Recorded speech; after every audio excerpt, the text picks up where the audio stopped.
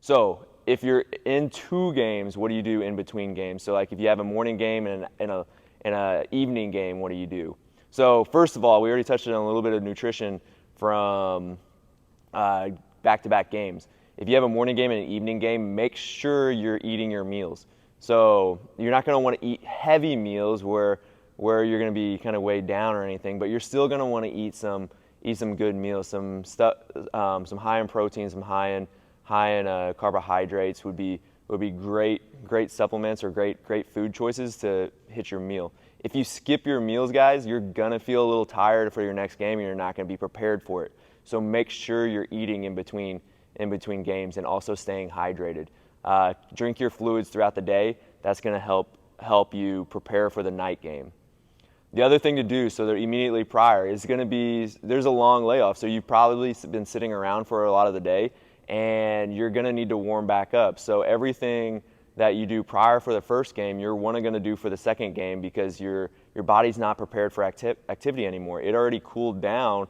It already thought it was done for the day, so you're going to have to ramp it back up a little bit. So everything down from individual correctives, which hopefully you've had somebody look at you, or you've done kind of a self movement screen so you can figure out where your weaknesses are, and you're correcting those as you go throughout the day or as you begin to warm up. And these should look a little different for everybody, whether somebody's missing shoulder flexion or rotation one way or the other, or some hip mobility. So whatever your biggest need is, you're going to touch on that.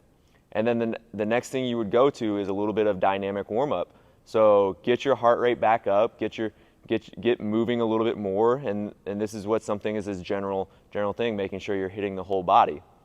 But then you'd also want to hit a little bit of your what I would say local arm care. So get most people think of J bands. You would want to hit those again just to get the arm activated again, and then you want to go into catch play.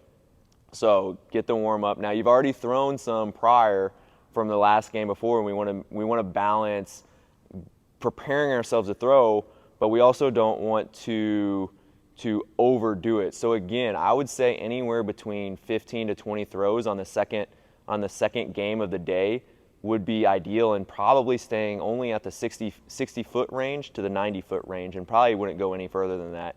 If you have a long toss day on that day, I would probably do it on the first day so that you're more prepared to handle the stress on that. But the second time you're throwing, you're going to be at a little bit more of a loss since you already had activity at the beginning of the day. So I would stay just basically that 60 to 90 foot range so that you get enough to loose, but you're not going to overextend your arm. And then after that, you would go into your game.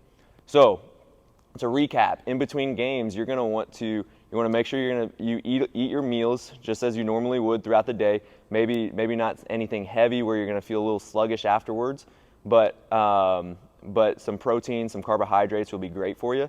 And then also drink plenty of fluids in between games. Those two things right there are going to be catalysts to help you prepare for the next game. And then before the game, go through individual correctives, go through body readiness, your dynamic warm-up, and then a catch play from 60 feet to 90 feet, no more than about 20 throws between that range. So guys, give this a try. If you have any questions on this topic, feel free to reach out to me and ask me anything you'd like. Okay? Thanks, guys.